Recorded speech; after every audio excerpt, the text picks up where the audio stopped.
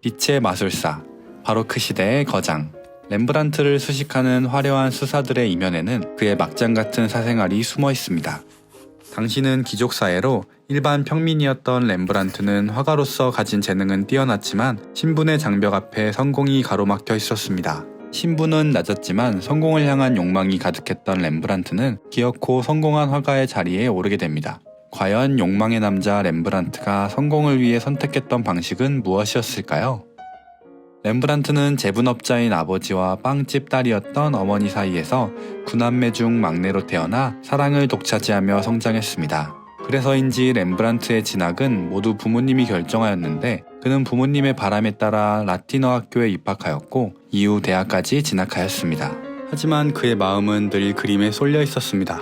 그는 부모님의 반대에도 불구하고 결국 대학까지 그만두고 본격적으로 화가의 길을 걷게 됩니다. 그리고 반드시 성공해서 부모님께 자신의 결정이 옳았음을 증명해 보이고 싶었습니다.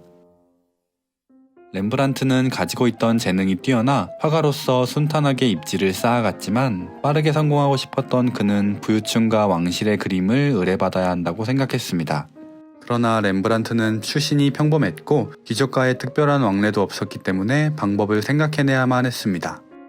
그러던 중 그에게 기회가 찾아왔습니다. 그가 25살이 되던 해 자신의 사다리가 되어줄 귀족층 자제인 사스키아를 만난 것입니다. 렘브란트는 기회를 노려 그녀에게 접근하였고 그의 속내를 알아차리지 못한 사스키아는 결국 그의 구애를 받아주어 1634년 7월 21살의 나이로 렘브란트와 결혼식을 올리게 됩니다. 그의 계획대로 사스키아는 렘브란트의 성공을 돕기 위해 많은 귀족들을 연결시켜 주었습니다. 재능 하나만큼은 확실했던 렘브란트였기에 귀족들은 그의 능력을 알아보았고 결국 그는 탄탄대로를 달리며 그가 원했던 부와 명예를 모두 갖게 되었습니다.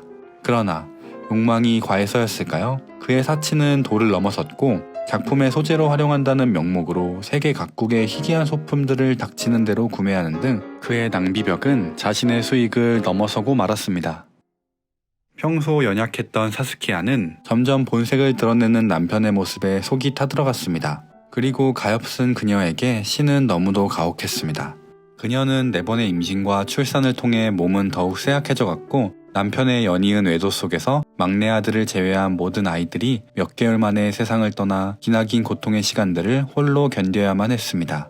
결국 막내 아들을 낳는 과정에서 기력이 다한 사스키아는 결핵까지 겹쳐 불행히도 세상을 떠나고 말았습니다.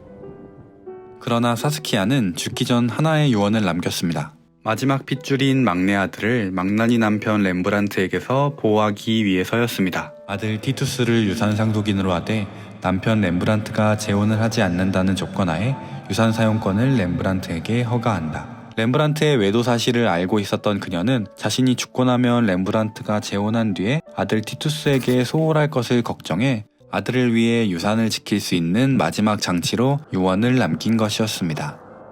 하지만 유언은 욕망으로 가득한 렘브란트를 막진 못했습니다. 렘브란트는 사스키아가 떠나자마자 가정부와 사랑에 빠졌습니다.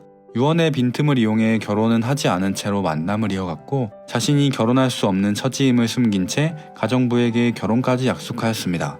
그러나 결국 가정부는 렘브란트의 의도를 알아차리고 결혼 약속을 지키지 않는다며 그를 고소하였고 결국 렘브란트는 벌금형을 받게 됩니다. 한바탕 사건을 치른 렘브란트는 이후 다른 여인들을 만났지만 순탄치 않았습니다. 결국 자신의 욕망에 덫에 걸려 가난과 빚에 허덕이다가 아들 티투스마저 젊은 나이에 결핵으로 사망하였고 렘브란트도 얼마 가지 못해 세상을 떠나고 말았습니다. 마치 하늘에서 그의 막장 행동에 벌을 내리듯 렘브란트는 고독하고 불명예스럽게 떠나고 말았습니다.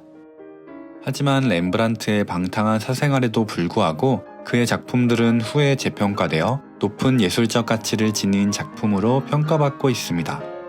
작품은 작품만 보아야 한다는 의견과 작품에서 예술가의 삶을 떼어놓고 볼 수 없다는 의견은 렘브란트가 사망한 지 350여 년이 넘은 지금까지도 첨예하게 대립하고 있습니다. 여러분의 생각은 어떠신가요? 렘브란트의 그림, 이제 어떻게 보아야 할까요?